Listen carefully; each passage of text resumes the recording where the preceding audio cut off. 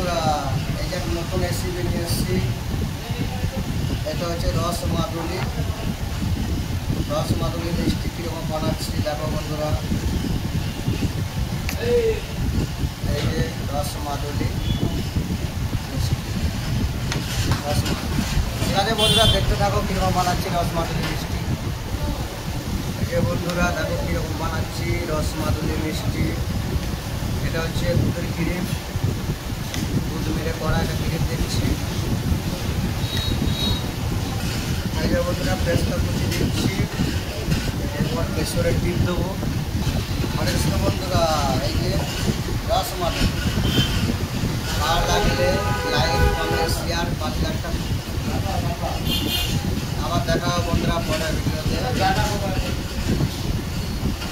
ভালো লাগলে like comment share করবে বন্ধুরা। আবার দেখা হবে পরে।